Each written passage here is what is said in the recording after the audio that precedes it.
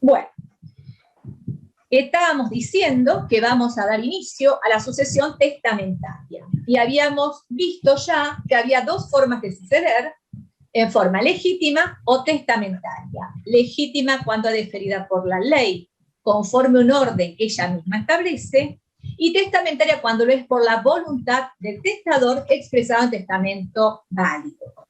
Tenemos que tener presente que el testamento obviamente debe ser válido. Y así podríamos aclarar, dentro de la sucesión testamentaria tenemos en sentido estricto y en sentido amplio.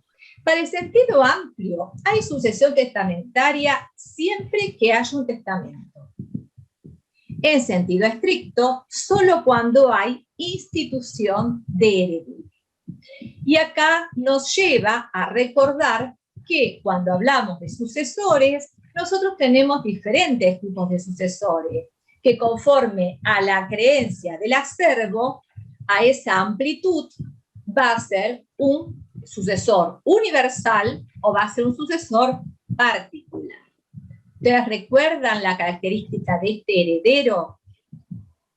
Que decía el hecho romano que seguía la persona del causante. Entonces, tengan presente que ese distingo lo vamos a tener. Y cuando hablamos de legatario, estamos haciendo mención a su nombramiento mediante un testamento. El testamento no está definido en el código actual, pero sí lo estuvo en el código velezano. Es un instrumento en virtud del cual, es un acto jurídico en virtud del cual una persona distribuye todo o parte de sus bienes para después de su muerte. Técnicamente, cuando nosotros estamos haciendo mención de este acto jurídico, por supuesto que debe reunir todos los requisitos que establece nuestro código para que sea un acto jurídico. Y cuando nosotros estamos hablando del testamento, vamos a decir qué particularidades tiene o qué características. En primer lugar, vamos a decir que es un acto jurídico escrito. Míratela. ¿Por qué? Porque no se permite, los testamentos no son válidos, los testamentos multiplicativos, que son los testamentos orales, ¿sí? Ni tampoco los condicilios, que es aquello que si bien son escritos, no tienen ningún tipo de forma. ¿Y qué significa que sean solemnes? ¿Alguien me puede decir por qué la forma puede ser aprobationem o ab solemnitatem? ¿Por qué estamos hablando de la forma ab solemnitatem? ¿Qué trascendencia tiene?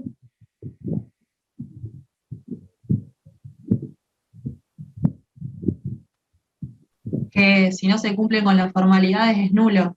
Exacto, no hay testamento. No es válido. No hay testamento. O sea, esa es la importancia. Fíjense que si ustedes, por ejemplo, pretenden llevar un testamento en parte hológrafo y en parte escrito a máquina, no responde a ninguna de las formas válidas de testar, razón por la cual no hay testamento. Además, es personalísimo. No puedo delegar en otro la posibilidad de testar.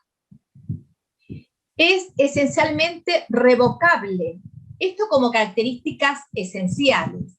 ¿Qué significa? Yo puedo hacer un testamento hoy, y no es un mero proyecto, pero no significa que yo no pueda cambiar o no pueda, como decíamos en la época del Código Velezano, mudar de afectos. Yo puedo cambiar. Sepamos también que dentro de los testamentos hológrafos actualmente existe un registro hace varios años en el archivo del Colegio de Escribanos, donde se registran esos testamentos sin llevar la copia. Simplemente se deja constancia que se ha atestado. Solamente eso. Luego va a haber una modificación, entonces también habría que ir al archivo del Colegio de Escribanos a decir que se modificó. Solamente le van a pedir los datos por su documento, le van a decir qué testó, nada más, no dice el contenido del testamento, y por otra parte, lo que van a hacer es luego, a posteriori, decir quién tiene ese testamento. Eso sería, en general, lo que sería el archivo, cómo funciona. Decíamos que no podemos confundir los testamentos con la autoprotección. La autoprotección es en prevención de una futura incapacidad, pero no poderes preventivos, pero no son testamentos. El testamento, ¿cuándo va a ser eficaz? A partir de la muerte. Entonces, recuerden esto como principales características. Para testar, no puede testar cualquier persona, tiene que tener mayoría de edad, ¿sí? La capacidad establece, entonces, ¿a qué edad podría testar? Desde los 18. Muy bien, a los 18 años. Ahora una pregunta, que era más o menos la pregunta, es ¿qué pasa a partir de la recepción de nuestro Código Civil y Comercial, en la cual nosotros tenemos una figura nueva, que es la restricción de la capacidad? En primer lugar, ustedes saben que en la sentencia de restricción de capacidad va a haber la posibilidad de que esa persona que tiene la capacidad restringida va a poder realizar varios actos, pero no dice puntualmente todos aquellos actos que puede realizar. Sí, genéricamente puede decir qué actos realiza, como usar tarjeta de débito, si tiene una pensión por invalidez, va a poder decir qué actos puede realizar de la vida cotidiana, pero para todos los demás se establece un sistema de apoyo. Nunca esas sentencias dicen va a poder testar. Por ejemplo, algunos autores, más que nada desde el ámbito notarial, distinguen entre la capacidad y el discernimiento. Y fíjense que quizás esto es lo importante. Puede ser una persona que sea incapaz o que tenga su capacidad restringida por alguna enfermedad mental, lo que no impida que conozca la literalidad de los actos. Por ejemplo, alguien que a lo mejor quiere vender algo y el discernimiento ya sabe que va a vender o sabe que va a comprar. Entonces, distinguen la capacidad del discernimiento. Actualmente, cosa que no pasaba anteriormente. Es como que la sociedad va evolucionando. ¿Por qué se le criticaba asistencia y representación? Leonardo Rodini. ¿Querés decir algo? Leonardo. No, era justamente... ¿Se escucha? Sí. Buenas tardes. No, era para saber justamente si se diferenciaba la asistencia con la representación según el grado. O sea, si tenía capacidad restringida o si era totalmente incapaz. Bueno, cambiamos en un sistema de la curatela, donde el insano era una persona que dependía de un curador. Y a lo mejor había varios actos que podía realizar. A través, ustedes, bueno, han visto el control de convencionalidad y las convenciones de personas con discapacidad, y estas cuestiones hacen que se potencie todo aquello que la persona puede por sí solo. Entonces, las curatelas están muy restringidas en nuestro país, prácticamente son nulas. Si yo les dijera que hay que apelar a todo aquello que favorece a la persona, si puede manifestar su voluntad, así sea mediante un simple gesto, que podamos identificarlo como tal, no sería necesario recurrir a la curatela. Los sistemas de apoyo tienen hasta 2 o 3 apoyos, a veces para diferentes cosas, y no es que se lo representa, sino que se lo acompaña. El, digamos, extremo o la perfección dentro de lo que es la restricción de la capacidad, yo, bueno, lo comento siempre, es en Perú. Perú recepciona la Convención de Personas con Discapacidad de una manera sumamente ajustada a lo que dice la Convención. Ellos, por ejemplo, si es una persona que no puede hablar en absoluto o está totalmente incapacitada, bueno, su historia de vida conforma las decisiones a adoptar. Puede ser que una persona, previendo su incapacidad, deje a alguien que decida por él cuando él no pueda hacerlo. Pero suponiendo que no lo haya hecho, puede presentarse el juez diciendo que va a ser su historia personal. Y si, por ejemplo, esa persona tenía determinados gustos que no va a poder expresar, porque a lo mejor está en un estado de coma, que vamos a poner como que es lo máximo, bueno, va a poder ser reemplazada su voluntad o, vamos a decir, completada con esta historia de vida. Alguien que conozca perfectamente los gustos de esta persona. Cosas, digamos, que nosotros acá no tenemos instrumentados. Incluso ellos han sacado este año una diplomatura de capacidad, justamente porque han recepcionado lo que es la convención de una manera sumamente perfecta.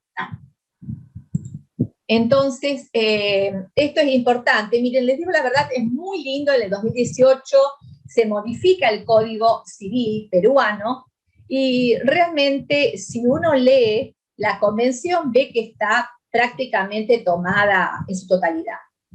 Podemos estar de acuerdo o no. Yo siempre digo que todo aquello que hace a la protección de la persona me parece fantástico.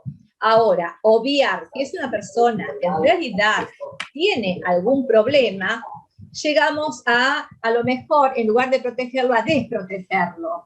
De eso, por ejemplo, bueno, el Piti Álvarez, por ejemplo, yo siempre pongo como ejemplo, si lo queremos proteger diciendo que es una persona totalmente sana mentalmente, terminó matando a alguien y estando preso.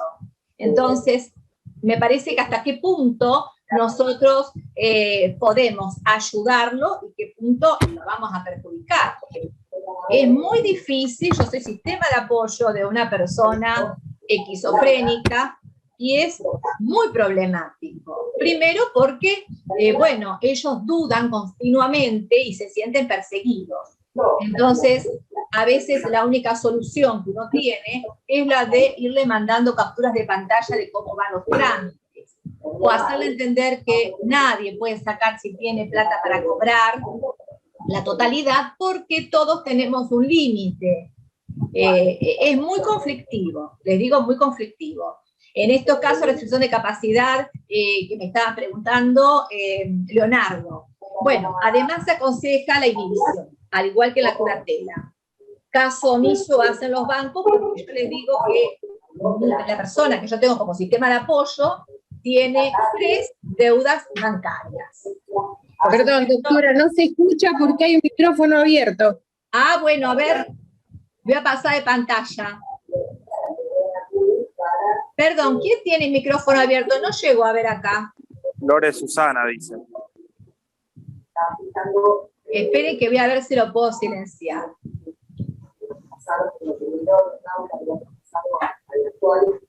No lo veo. Lore Susana, el usuario. Gabriela, acá. Yo lo tengo abierto, pero no. Ahí te lo cerré. Bueno, no sé si queda alguien más. A ver si se escucha mejor. No, acá, No, a ver. está abierto el de la señora Flores. Ahí está. Ya está. ¿Listo? ¿Ahora se escucha mejor? ¿Cómo me hacen trabajar? Entre admitir, desactivarles el audio. Bueno, es como una maratón. Bueno, entonces le digo, el tema es hermoso, es muy lindo. Ahora, particularmente, yo pienso que la sentencia nunca va a decir puede tal cosa, puede tal otra, porque es imposible que dé un estado lineal de todo aquello que pueda hacer y siempre va a surgir algo. Supongamos que tiene un inmueble, va a poder alquilar. No. Entonces, en ese caso, yo estimo que lo que uno podría hacer es consultarle al juez si esta persona, por ejemplo, podría testar. Imaginemos que el testamento decimos que es personal. No podría tener un sistema de apoyo para testar. Es personalísimo. Así que, habida cuenta de eso, sería imposible si no lo dice y lo autoriza el juez. Amén de que ahora vamos a ir viendo que si alguien queremos decir que testó y que ese testamento es nulo porque no testaba con una capacidad, deberíamos probar que esa persona no era capaz. Bueno, vamos entonces a ir analizando las partes más importantes del código respecto a esta materia. Hemos visto entonces que por el artículo 2277 decíamos la sucesión puede ser legítima o testamentaria. De allí surge que la vocación, el llamamiento a la sucesión puede provenir de la ley, conforme un orden que ella misma establece, o bien por voluntad del testador expresado en testamento válido. Acá estábamos diciendo justamente que un tema importante es la legítima hereditaria, razón por la cual la limitación es el orden público sucesorio. Fíjense que una modalidad que está tomando Estados Unidos, donde existe libertad de testar, es que los padres distribuyan la sucesión o su acervo entre aquellos hijos que colaboran con los negocios paternos. Y como no hay legítima, puede ser que aquel que tiene otra inclinación o que le guste el arte o le gusta un oficio que no es el del padre, quede excluido del grupo familiar. Ejemplo, no recuerdo si era Harrison, creo que es el apellido, de una casa de empeños que tiene muchísimos años, que llegó a un canal de televisión, porque además ha sido muy popular, y al momento de morir en testamento distribuye los bienes entre aquellos que se ocupaban de la televisión o del negocio familiar, y dejó afuera al hijo que se ocupaba de otra cosa, ¿sí? Podría ser a lo mejor otra profesión. Esto acá no pasa, ¿por qué? Porque tenemos el orden público sucesorio, que sí podemos decir que no es el orden público sucesorio de la época de Vélez, porque hemos visto las reformas que han ido menguando la legítima en cuanto a porciones y también dando la posibilidad de una mayor parte disponible y un artículo que van a tener que tener en cuenta, que es el 2448, que es el que se refiere a la mejora al heredero con discapacidad. Profesora, sí. ¿te puedo hacer una pregunta? Sí. Con respecto a la reforma mejor dicho, a este artículo que usted acaba de decir del heredero con discapacidad, sí, que es cuando se lo puede mejorar a esto. En el artículo dice que lo puede llevar a cabo, bueno, inclusive por fideicomiso, y habla de legítima hereditaria y de la porción disponible, exacto, que es lo que puede afectar. Mi pregunta es la siguiente que... Bueno, te quería responder porque me parece que a eso apuntás si no me decís. Le deja la porción disponible más 1/3 de la legítima. En la práctica, esta persona con discapacidad, encontramos que se va a llevar un porcentaje muy grande, mucho más grande que los otros. Se lleva su parte más el tercio, más la porción disponible. Entonces, en estos casos, bueno, ha sido plausible porque también forma parte de la solidaridad familiar y toda esta cuestión de favorecer a aquellas personas que no tienen las mismas oportunidades. A veces no todos los hijos tienen las mismas oportunidades, pero o sea, hay que diferenciar. En este caso hay un problema de salud, ¿no es cierto? Estamos hablando de una discapacidad. Después yo siempre digo, particularmente, bueno, yo pertenezco a un grupo de escribanos donde no tienen la legítima, y yo para mí respeto la legítima. Y siempre digo que yo tengo 2 hijos y mis 2 hijos reciben lo mismo, no importa que uno tenga más y el otro tenga menos. Quien tiene más, tendrá más por algo. No es porque ganó el PRODE ni la quinela, bueno, el PRODE no más que viejo, no, ya no existe más el PRODE, el KINI. Me quedé en el tiempo, porque uno decía PRODE, bueno, no existe más. Lo que yo le quería preguntar puntualmente era si, por ejemplo, el futuro causante hacía, digamos, disponía de esa porción disponible y después afectaba la legítima hereditaria de los otros herederos. Claro, es el único caso donde afecta la legítima, donde avanza más allá de la porción disponible. Es el único caso. Okay, por eso digo que... Sí, Él puede disponer de esa porción y después decir, bueno, para beneficiar al heredero con discapacidad voy por la legítima. a ver, dejarle la porción disponible a uno y dejarle a él el tercio más de la legítima. Claro, porque, no, en realidad mi planteo sería, dispone de esa porción disponible al futuro causante y después para beneficiar, sí, y después para beneficiar al heredero con discapacidad decide afectar la legítima. O sea, mi pregunta es, primero tiene que afectar la porción disponible y después si quiere ir a la legítima, o no hay un orden para eso. A ver, esto se ha discutido si dice, además de la porción disponible, le puede dejar un tercio de mejora. No sería coherente que perjudique a sus herederos forzosos, privándolos de una parte legítima y dejándole la porción disponible a otro. El sentido de la norma está mejorar a esa persona dándole toda la porción disponible y el tercio de mejora. Si no, no tendría sentido, porque es el único artículo que avanza sobre la legítima. Entonces, lo que puede hacer en el testamento, dejarle exclusivamente la porción disponible más el tercio que puede por este artículo 22, 24, 48. ¿Sí? Okay. Si no, sería ilógico. Yo favorezco a cualquier persona y perjudico. Bueno, a ver, esto es el criterio de quienes hacemos sucesiones. Si yo les digo el criterio de los notarios, es exclusivamente que la autonomía de la voluntad, el futuro causante o el causante hace lo que quiere con su patrimonio. Incluso se llegó a hablar de que sería ilegal la legítima. Cuestión, bueno, que yo no comparto, no sé ustedes, habré en general, bueno, yo no es el tema de hoy de la legítima. Me interesa saber qué opinan ustedes. ¿Ustedes están de acuerdo con que, en su caso, si ustedes tienen hijos, le tengan que dejar sus bienes en las proporciones que dice el código a sus hijos, sin afectarlo, o no están de acuerdo? Y mirando hacia arriba, porque siempre se mira de como que los padres no pueden hacer nada y que los hijos reciben todo de manera totalmente gratuita. A ver, en general, ¿qué opinan? ¿Quién está a favor de la legítima? Yo estoy a favor. Gabriela, muy bien. ¿Quién más está a favor de la legítima?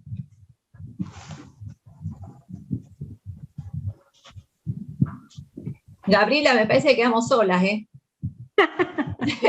Me parece que quedamos solas. ¿Será porque ¿Quiere que exista una legítima, que esté establecida una legítima? ¿Cómo? ¿Se refiere a favor de la legítima en el sentido de que haya una legítima establecida por la ley? Como nosotros, que tenemos orden público, o sea, la autonomía de la voluntad queda limitada frente a el orden público sucesorio. Que también hay orden público en familia. Lo que pasa es que nosotros por ahí, no entiendo por qué la cuestión patrimonial tiene, digamos, más peso. Fíjense que incluso autores como Pérez Lasala, Pérez Lasala, que de sucesiones, mencionaba que en la época velezana se justificaba el hecho que hubiese legítimas hereditarias porque las personas fallecían a los 30 años, 35 años. Obvio, dejaban chicos. Entonces, era importante preservar parte de ese patrimonio. Los años han pasado, obviamente, la proyección de vida es otra, y entonces nos encontramos ya con gente adulta. Entonces, no tiene el mismo sentido, según ese autor, que lo que tenía en la época del Código Velezano. Para mí, forma parte de la estructura familiar. Yo siempre digo que nadie puede en familia estar solo. Entonces, si yo tengo familia y me acompaña en este proyecto familiar, y que uno cuando tiene espacios, obviamente que resta al otro, porque convengamos en que si yo estoy acá dando una clase que es mi gusto, a mí me gusta dar clases, no significa que yo no esté restando tiempo. Bueno, a mi hijo no, porque ya son grandes, pero bueno, a alguien, que en este momento todavía no sabría quién sería, porque ya mi marido también está trabajando, o sea que bueno, no sé. Pero convengamos que si yo tuviese chicos, le estamos restando, ¿sí?, tiempo. Entonces, es un esfuerzo familiar. Por eso me parece que a esto apunta la legítima. Es la familia. La familia no pasa de moda. Y si nosotros estamos al día de hoy favoreciendo la familia en materia de familias, ¿por qué no vamos a quitar esa protección en materia sucesoria? La verdad, yo sigo manteniendo que para mí sí pondría algún límite, diría que volviese la desheredación, porque uno ve que realmente a veces hay hijos que son desconsiderados respecto a los padres. Entonces, eso me parece que sería atendible, porque todos a la larga reciben lo mismo y a lo mejor unos se ocupan y otros no. Entonces, eso sí me parecería atendible. Pero respetar la legítima, que ahora es menos alta que antes, ¿sí? Incluso algunos autores habían dicho, bueno, ¿ustedes tuvieron legítima hereditaria ya? Sí. Vieron. Bueno, el gran artículo de Molinario decía que era inconstitucional las porciones, no la legítima, porque era superior a un 33% y era confiscatorio. Si tenemos en cuenta las porciones que manejamos dentro de la legítima hereditaria. O sea que constitucionalmente ya se evaluó en su momento por Molinario, que dijo que era inconstitucional los montos de legítima. No que la legítima fuera inconstitucional, cuidado, que no es la misma cosa. Bueno, a ver, ¿quién tiene código que me ayude a leer? Así lo hacemos más activo.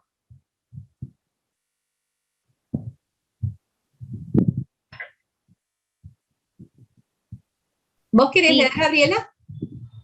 Activaste la cámara. Sí, leo. Vale. Leo. 2462. Bien, 2462. Bueno, es testamento. Las personas humanas pueden disponer libremente de sus bienes para después de su muerte, respetando las porciones legítimas establecidas en el título 10 de este libro, mediante testamento otorgado con las solemnidades legales. Ese acto también puede incluir disposiciones extrapatrimoniales. Esto es lo que modifica, porque el Código Velezano era criticado, porque decía dispone de todo parte de sus bienes. Y en rigor de verdad, cuando hablamos de un testamento, podemos también nombrar un curador, reconocer un hijo, o sea, puede tener disposiciones de tipo extrapatrimonial. El 2463 les dice las reglas aplicables. Las reglas establecidas para los actos jurídicos se aplican a los testamentos en cuanto no sean alteradas por las disposiciones de este título. Cuando nosotros hablamos de acto jurídico, nos vamos al artículo 259, que es un acto jurídico. Ustedes recuerdan que es todo acto voluntario lícito, que tiene por fin inmediato, bueno, eso decía el Código de Vélez, pero este más o menos dice lo mismo, va a crear relaciones o situaciones jurídicas. Eso es un acto jurídico. Cuando hablamos de la capacidad, que bien dijeron la mayoría de edad, 18 años, hace alusión al 2464, la edad para testar. En alguna época, bajo el Código Velezano, se cuestionaba qué pasaba con las convenciones de personas menores, de los niños, niñas y adolescentes, si podía ser que testasen antes. Es verdad que viene una cuestión bizantina, razón por la cual nadie testa, menos testaría un menor de edad. Por lo tanto, no se planteó ningún caso que yo supiera que alguien testó a los 14 años, 15 o antes de los 18. Ya les digo, cuando uno asocia el testamento, asocia con que hay un peligro de muerte y quiere dejar algo organizado. Y no es tan común. El 2465 nos habla de la interpretación. Nosotros debemos interpretar literalmente el testamento conforme lo que del mismo testamento surge. No podemos recurrir fuera del testamento y solamente la interpretación es dentro del mismo cuerpo legal. El 2465 nos dice, expresión personal de la voluntad del testador. Las disposiciones testamentarias deben ser la expresión directa de la voluntad del testador y bastarse a sí mismas. La facultad de testar es indelegable. Esto es lo que es importante remarcar, porque es un acto personalísimo. Yo no puedo delegar en otro el testamento. Las disposiciones testamentarias no pueden dejarse al arbitrio de un tercero. No es válido el testamento otorgado conjuntamente por dos o más personas. El testamento conjunto siempre se prohibió. Hay diferentes características y en nuestro derecho se conoció, mejor dicho, un caso donde eran personas que habían testado en el extranjero y que vivían en nuestro país. Y habían testado conforme el derecho local que les permitía el testamento conjunto. ¿Por qué se prohíbe los testamentos conjuntos? Porque si estamos hablando de la autonomía de la voluntad, yo no puedo concatenar mi voluntad a la de otro. ¿Se dan cuenta? Por eso los testamentos conjuntos están prohibidos. No puedo concatenar mi voluntad a otra voluntad. Este artículo es muy importante, es el 2466, que se contrapone con el 2472. ¿Qué nos dice el 2466? Y esto tomen nota porque es para que después, cuando lo lean, vayan afianzando el concepto. La ley que rige la validez del testamento. El contenido del testamento, su validez o nulidad, se juzga por la ley vigente al momento de la muerte del testador. Y la ley que rige la forma es el 2472, nos dice, la ley que rige la forma. La ley vigente al tiempo de testar rige la forma del testamento. Un ejemplo que podemos dar al respecto es un testamento cerrado de la época del Código Velezano. Solo sabemos que actualmente no tenemos el testamento cerrado. Solamente tenemos testamento hológrafo y por escritura pública. Entonces, supongamos que el testamento cerrado es válido si lo hizo cuando lo permitía el Código Velezano. Sí, porque al momento de testar estaba esa posibilidad. Sin embargo, el contenido que se rige por la ley vigente al momento de la muerte, a lo mejor cuando lo abrimos tenía una desheredación. Al día de hoy, la desheredación no existe. Razón por la cual vamos a tener un instrumento válido que resulte ineficaz. Porque el contenido sería prohibido. ¿Se dan cuenta? Esto no es que lo vemos en muchos actos jurídicos. Y esto es algo para tener en cuenta. Puede ser válido, sí, pero cuidado, que el contenido lo vamos a evaluar por la ley vigente al momento de la muerte del testador. En el caso en cuestión, testó 2014, murió 2016. Ahí tenemos, al momento de testar, testó válidamente, pero al momento de la muerte no existe ya la desheredación. El contenido es nulo. ¿Se entiende? ¿Se entiende?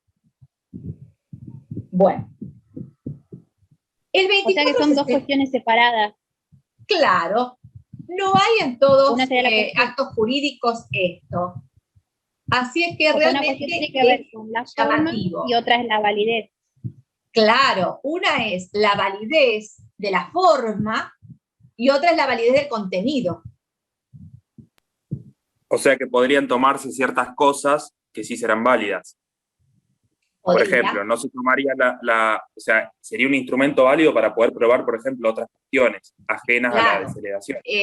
Tengamos en cuenta que vamos a ver que la nulidad puede implicar cláusulas o puede implicar todo el testamento. Ya vamos a ir viendo más adelante que tenemos posibilidad de que la nulidad sea total o sea parcial. El 2467, ¿quién lo quiere leer? Es nulidad del testamento y disposiciones testamentarias.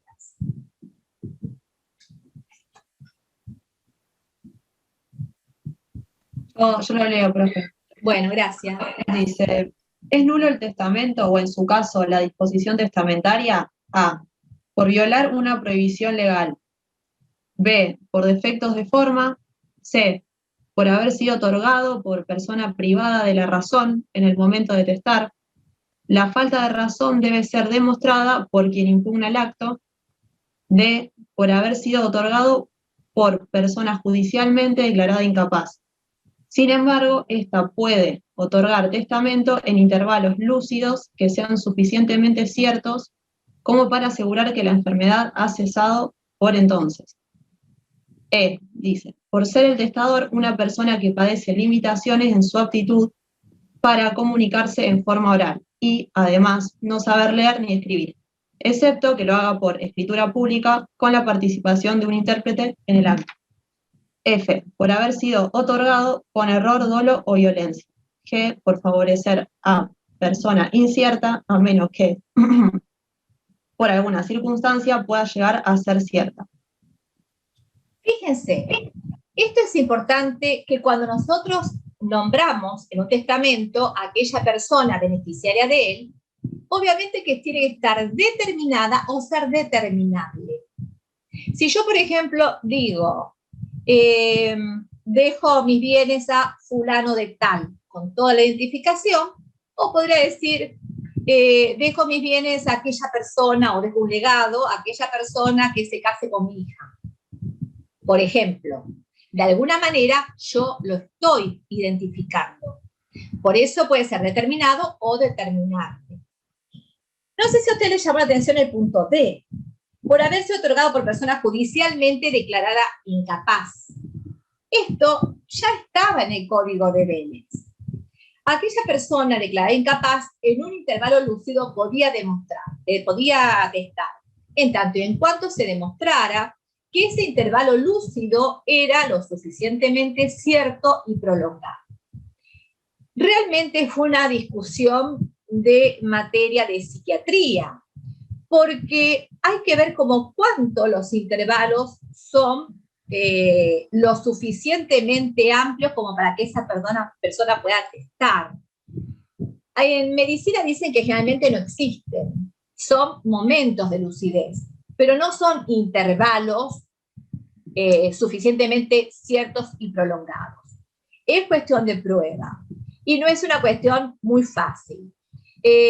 Siempre, bueno, traigo a colación un caso donde sí fue fácil realizar una impugnación de ese testamento, que era por escritura pública, pero la persona que había atestado, en verdad, era imposible que lo hiciera de ninguna manera, porque estaba postrada en una cama hacía 10 años, no podía comer, no podía hablar, estaba con suero en los últimos tiempos, o sea que era imposible que hubiera atestado. En esos casos, más allá de la salud mental, era una imposibilidad. Hubo una firma ruego, que ustedes van a ver que es válida, pero el tema era que la firma ruego no decía por qué. Se apeló a una firma que podría haber sido que porque tenía movimientos o tenía Parkinson o algo, pero en este caso no, era que no podía realmente por su estado general de salud. Si bien en aquella época todavía no estaba, habrá sido en el año 2010 aproximadamente, no estaba la red de acusación de falsedad, ustedes saben que yo siempre digo, no porque esté en escritura pública, no se puede atacar. Siempre cabe la posibilidad de que haya red de argución de falsedad, que es cuando hacemos caer una escritura pública. Ese punto me parece importante. Lo demás, error, dolo, violencia, son vicios de la voluntad. Y decimos que este es un acto jurídico del 259, razón por la cual va a afectar su validez o nulidad conforme lo que establece este artículo. ¿Qué pasa si yo impongo una modalidad al testamento? Que es lo que llamamos cargos, por ejemplo. Podría haber condiciones, pero acá dice que sean prohibidos. o que sean imposibles, o controlen la moral o las buenas costumbres. Un imposible sería si yo lego algo a alguien con la condición de que toque el cielo con las manos. Ejemplo histórico que venimos arrastrando de Civil 1. Es una imposibilidad. O que cometa delitos. Sería inmoral. ¿Se dan cuenta? Entonces, eso no condiciona la validez del testamento. Las condiciones y cargos constituidos por hechos imposibles, prohibidos por la ley o contrarios a la moral, son nulos, pero no afectan la validez de las disposiciones sujetas a ellos. El 2469 nos habla de la acción de nulidad. Cualquier interesado puede demandar la nulidad del testamento o de alguna de sus cláusulas, a menos que, habiéndolo conocido, haya ratificado las disposiciones testamentarias o las haya cumplido espontáneamente.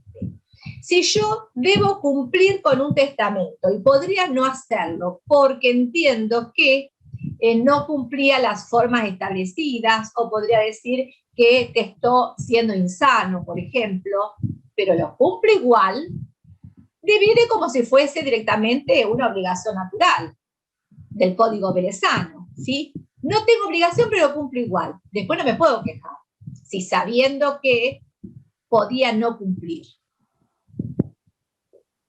El 2470, la interpretación. Las disposiciones testamentarias deben interpretarse adecuándolas a la voluntad real del causante según el contexto total del acto. Las palabras empleadas deben ser entendidas en el sentido corriente, excepto que surja claro que el testador quiso darles un sentido técnico. Se aplican en cuanto sean compatibles las demás reglas de interpretación de los contratos.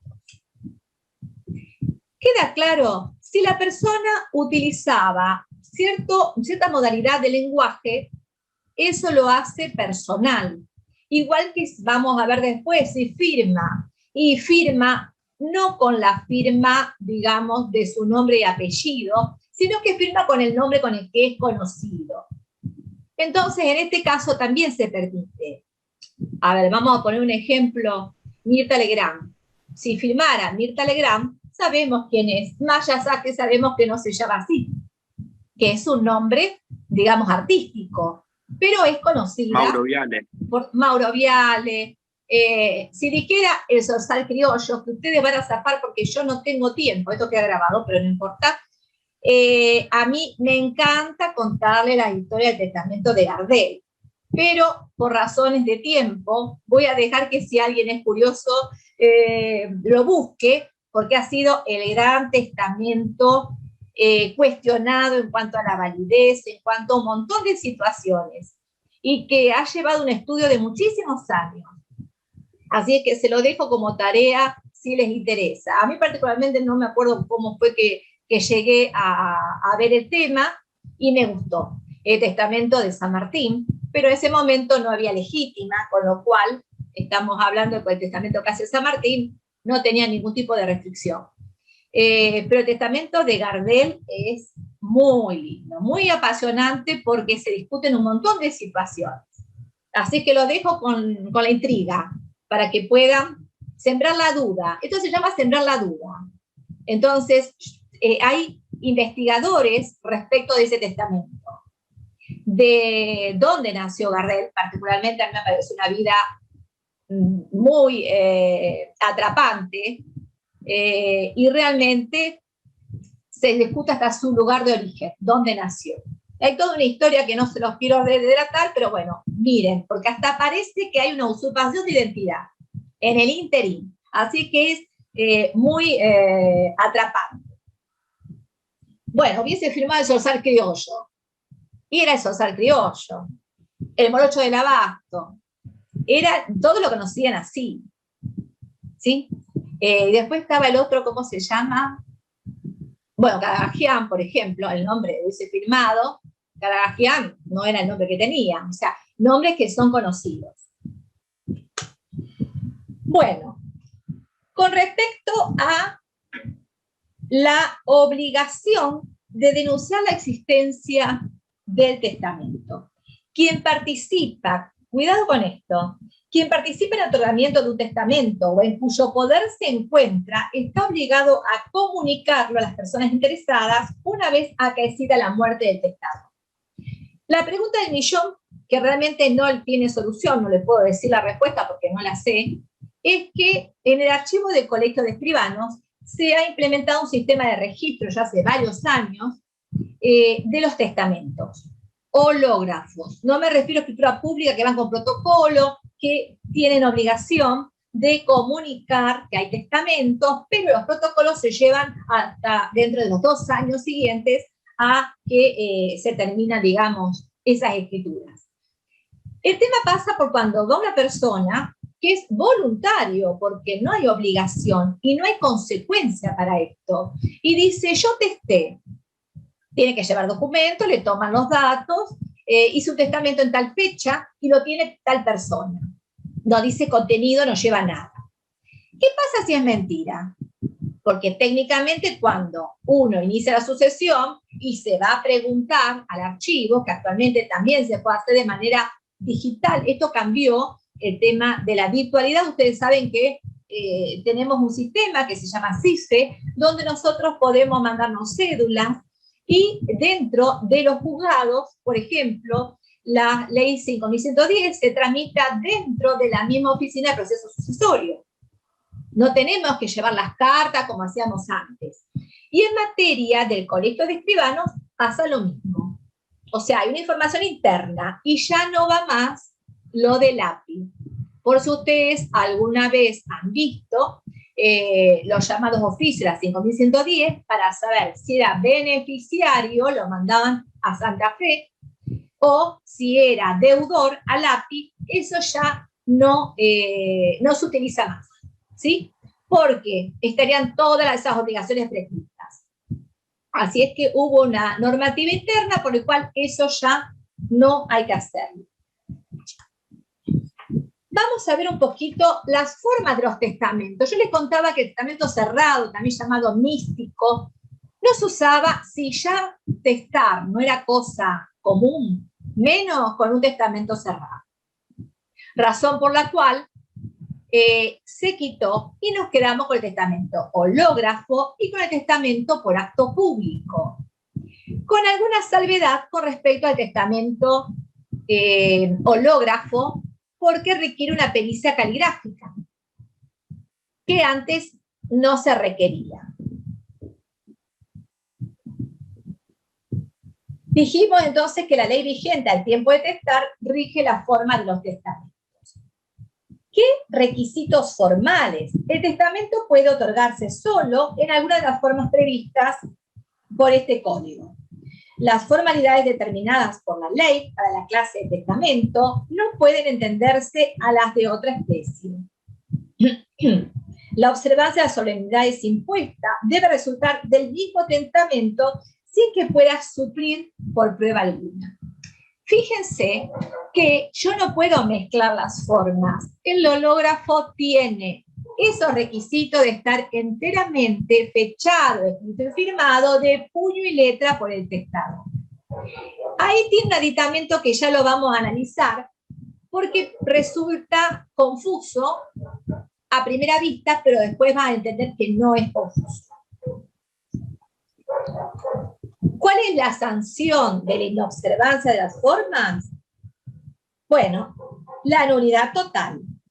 Pero si satisfechas las formas legales, la nulidad de una o de varias cláusulas no perjudica las restantes partes del acto. Esto es lo que decíamos, que podemos apelar a una nulidad parcial.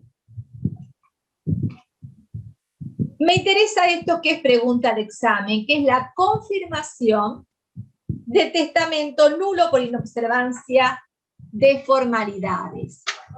¿Quién lee el 2479?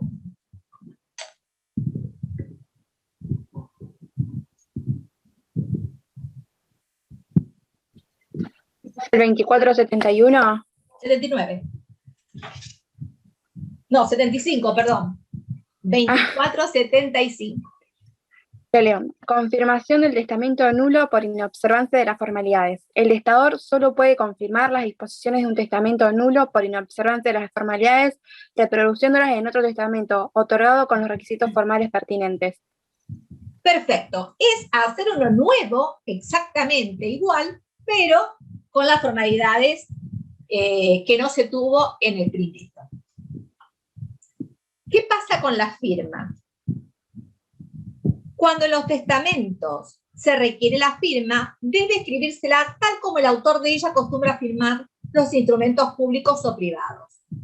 Los errores de ortografía o la omisión de letras no vician necesariamente la firma, quedando la validez librada a la apreciación judicial.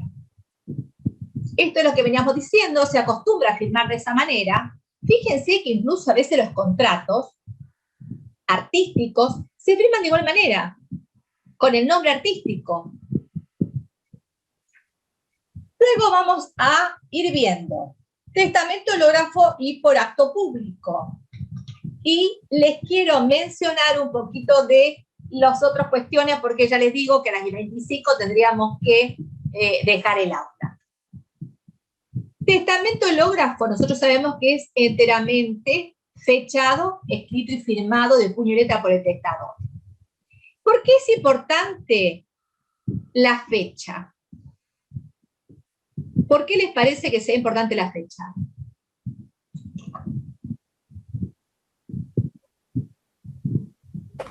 Porque se relaciona conocer el derecho aplicable. Muy bien.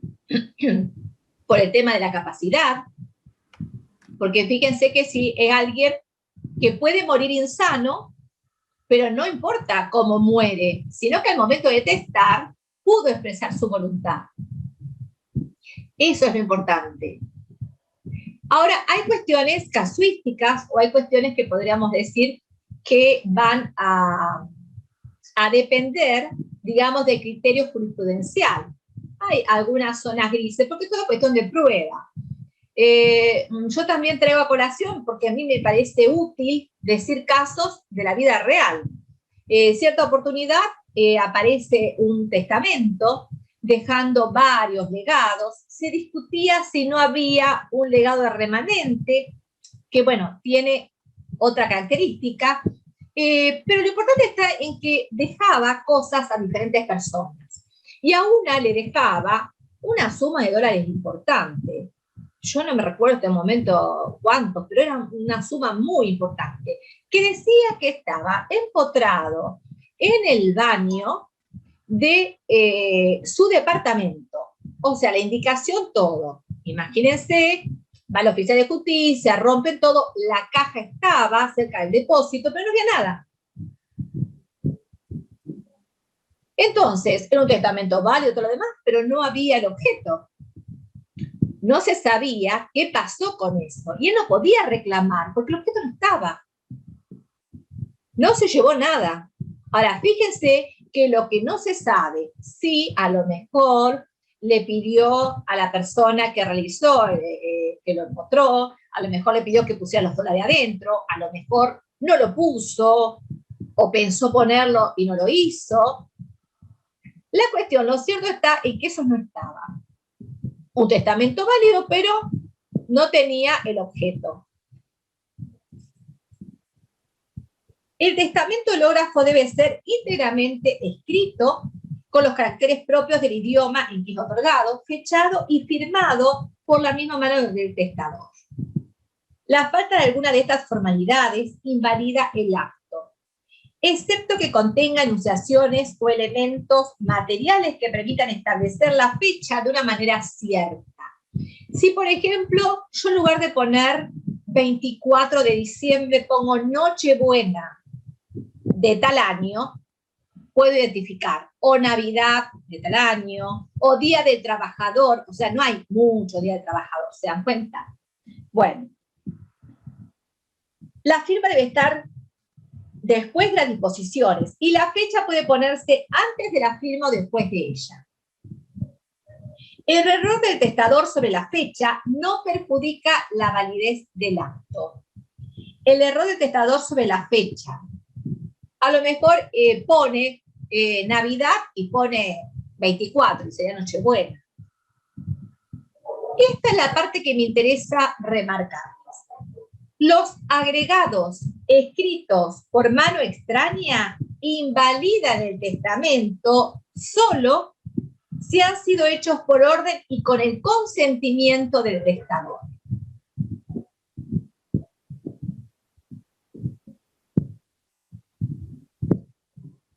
Aparentemente, cuando uno lo lee, dice, no, si el testador le dijo, manifestó su voluntad, todo estaría bien. Sin embargo, no es así, porque estaría formando un testamento conjunto. ¿Se dan cuenta? No se puede delegar en otro el testar. Entonces, todo esto nos lleva a esa misma conclusión, que es la voluntad personal, y no podemos, bajo ningún punto de vista, decir que esa voluntad sea conjunta. Discontinuidad. No es indispensable redactar el testamento hológrafo de una sola vez ni en la misma fecha. El testador puede consignar sus disposiciones en diferentes fechas. Lo que va a hacer es marcar, ¿sí?, la fecha de cada uno. Y lo va a firmar por separado. ¿Hasta acá alguna duda del testamento hológrafo? ¿No? El testamento por escritura pública, como ustedes se imaginarán, es realizado por un escribano. Perdón, Lina, ¿vos querías hacer una pregunta? Sí. Yo quería preguntarle si podía repetir cuando dio el artículo 2474 para citar lo de la sanción por inobservancia de la forma. Escuché muy bajito. ¿No? A ver, prácticamente te digo, no te... ¿Ahí se escucha? Ahí sí.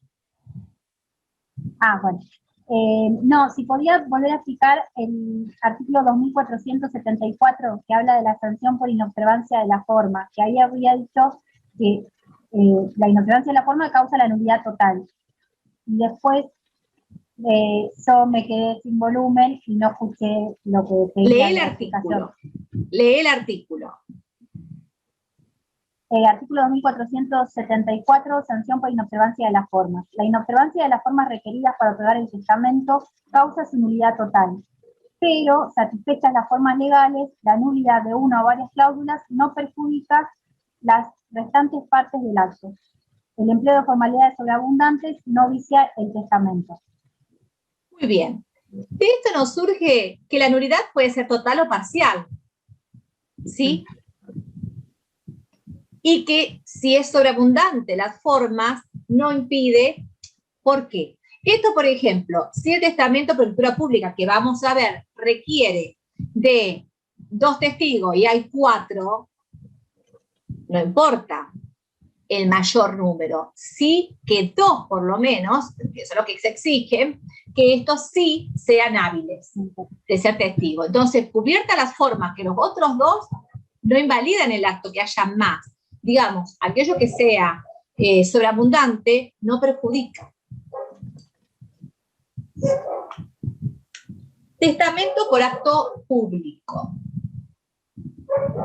Dentro de este testamento por acto público se otorga mediante escritura pública, ante el escribano autorizante y 2 testigos hábiles, cuyo nombre y domicilio se deben consignar en la escritura. Por eso digo que 2 exigen. Si fueran 3 o 4, y a lo mejor los otros fuesen inválidos, no importa porque se cubre con estos 2 que sean válidos, que sean hábiles. El testador puede dar al escribano sus disposiciones ya escritas o solo darle por escrito o verbalmente las que el testamento debe contener para que las redacte en la forma ordinaria. En ningún caso las instrucciones escritas pueden ser invocadas contra el contenido de la escritura pública. Concluida la redacción del testamento, se procede a la lectura y firma por los testigos y el testador. Fíjense que esto también estaba en el Código de Vélez. Y en el caso que yo les comenté, la señora no podía ni escuchar, ni podía leer, ni podía hablar, razón por la cual era imposible, ni siquiera dentro del marco de un testamento por escritura pública. Era imposible, no podía dar una minuta, no podía ni siquiera escuchar.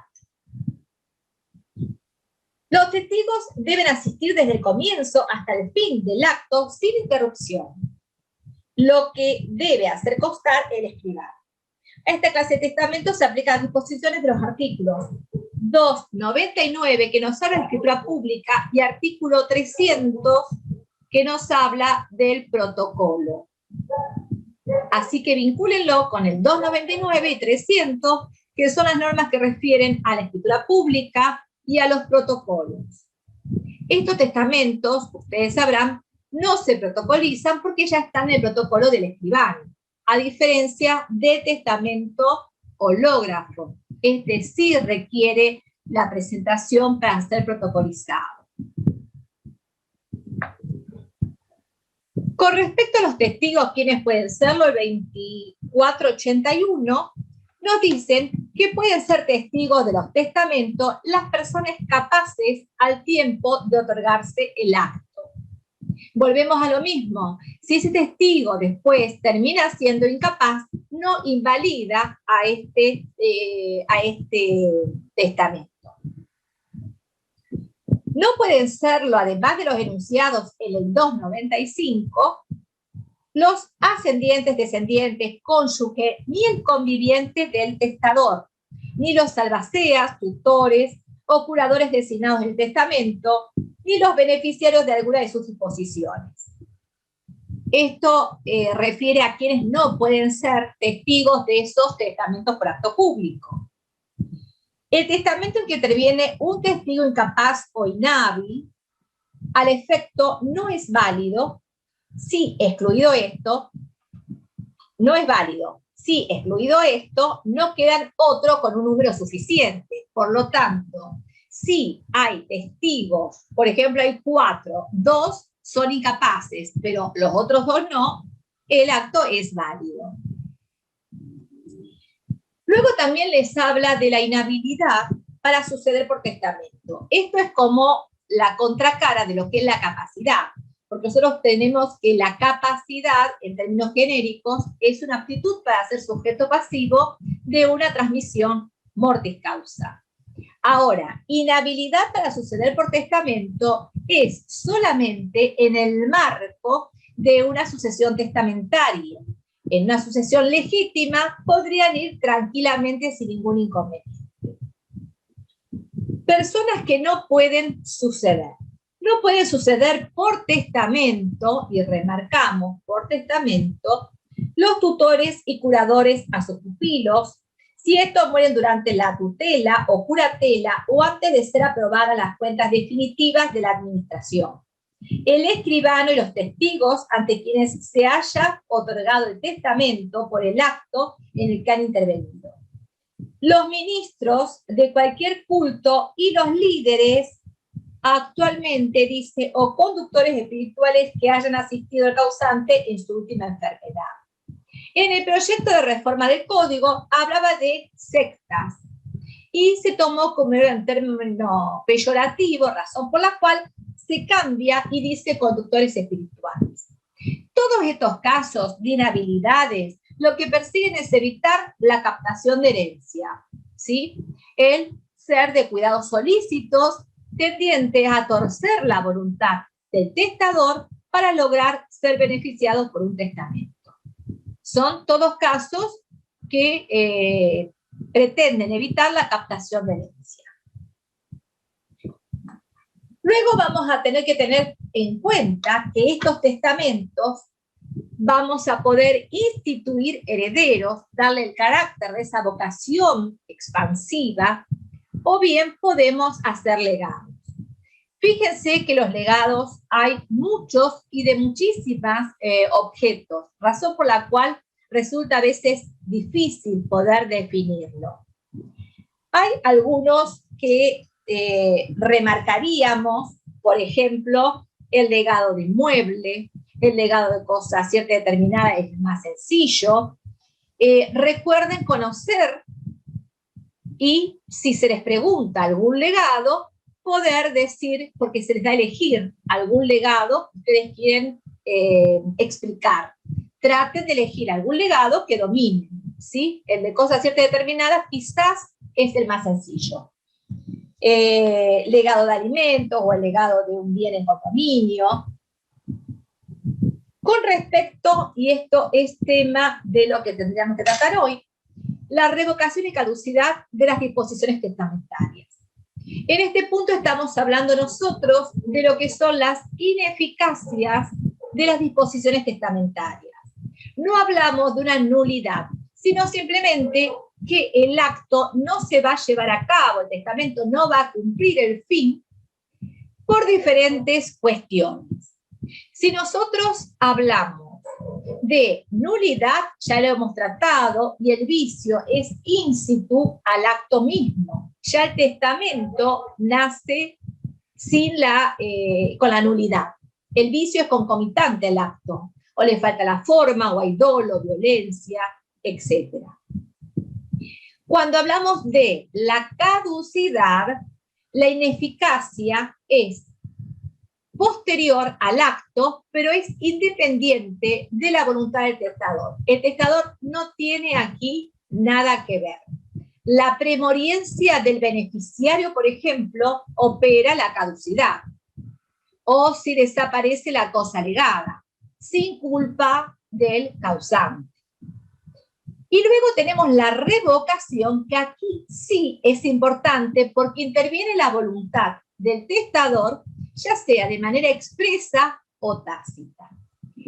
Expresa cuando técnicamente hace uso de esa posibilidad que tiene de revocar su disposición de última voluntad. Decíamos que la revocabilidad es una característica que tiene justamente los testamentos. Ahora bien, también hay ciertos actos en los cuales la ley interpreta que ha mudado de aspectos, que ha cambiado de aspectos. A eso es lo que estamos llamando los hechos de revocación tácita. ¿Qué pasa, por ejemplo, con la revocación expresa? Debe ajustarse a las formalidades propias de los testamentos. Y con respecto al 25.13, nos habla el testamento posterior. El testamento posterior revoca al anterior si no contiene su confirmación expresa, excepto que las disposiciones del segundo resulte la voluntad del testador de mantenerlas del primero en todo o en parte. ¿Por qué hacemos alusiones que acá también hubo un cambio? Porque en alguna época testamento posterior revocaba el anterior. Después, en una época más adelante del derecho, lo revocaba y en tanto y en cuanto fuese incompatible.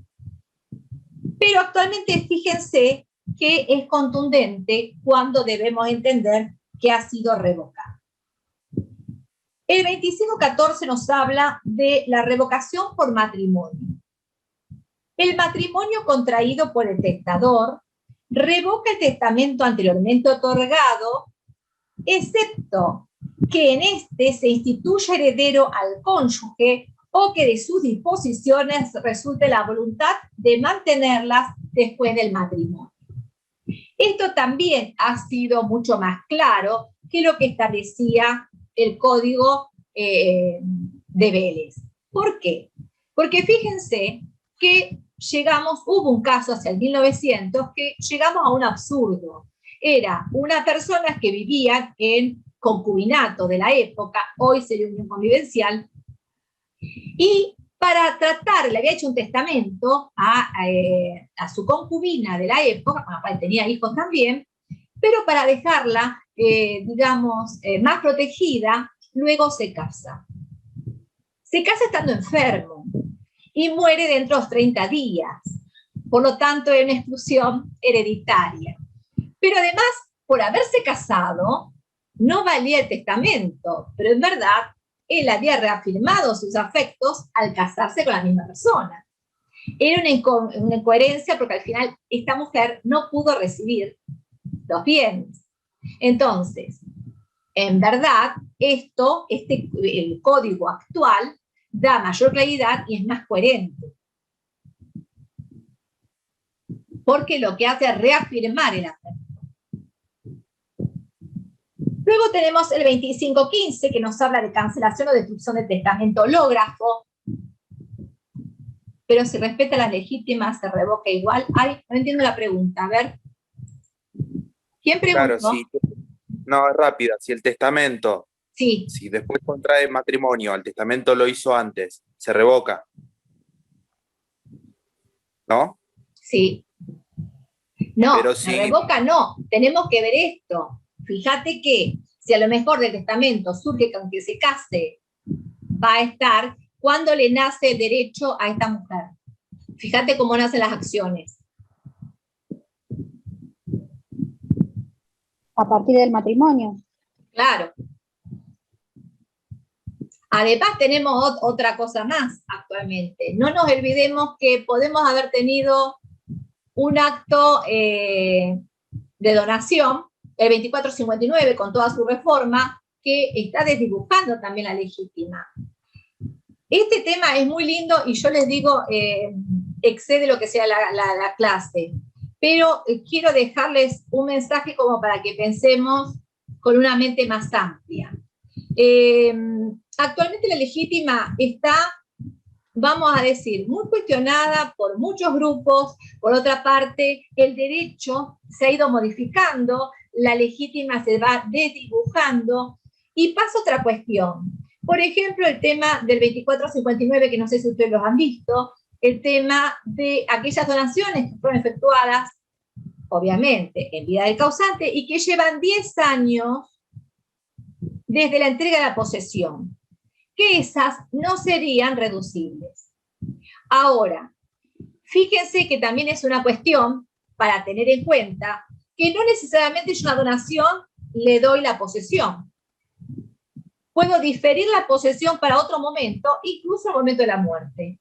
Entonces, es otra de las cuestiones que actualmente hacen ruido, porque si yo difiero la posesión y no la estoy entregando, obviamente que ese artículo no me va a estar dando la misma utilidad que si no lo hubiese hecho.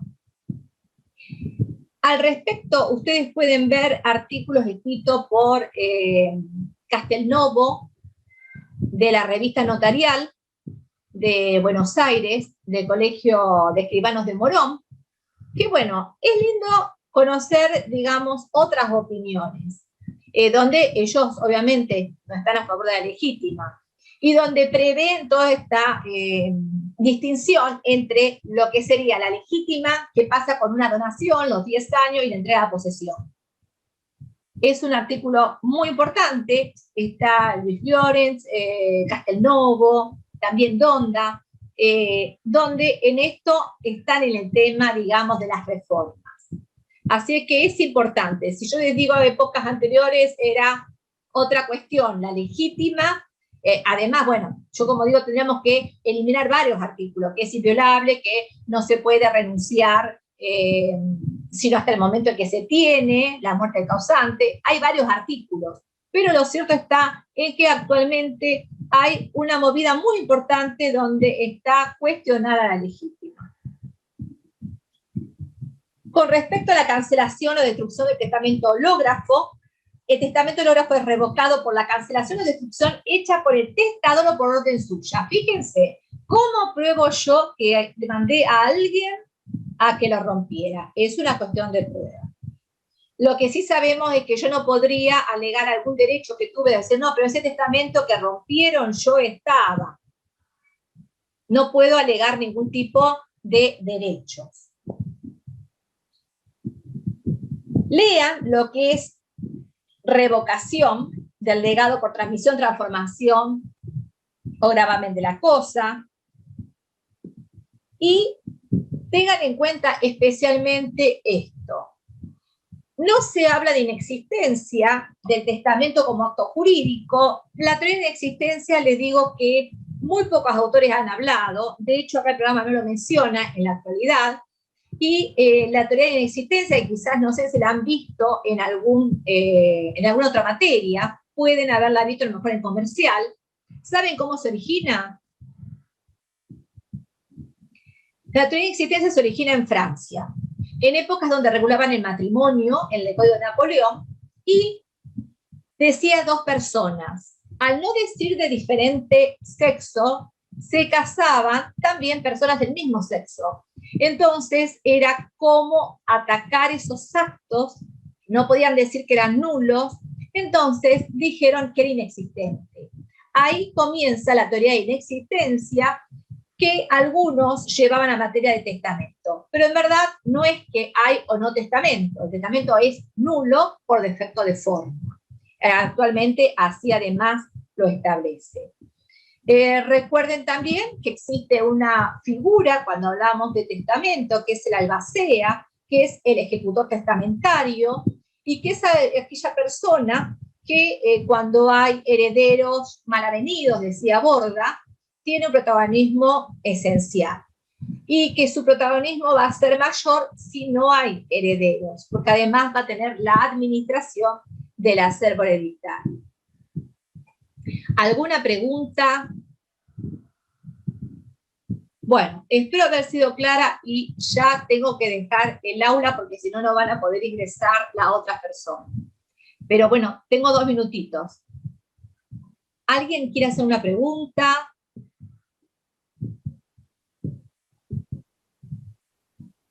Bueno, muchísimas gracias. Les deseo la mejor de las suertes, éxitos. Gracias. Anímense a presentarse.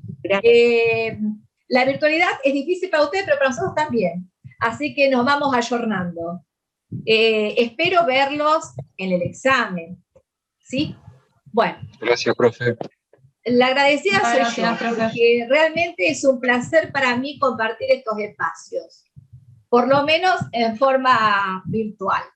Así que bueno, a estudiar, fuerza y a presentarse. Bueno, buenas noches. Muchas gracias. Gracias. Chao.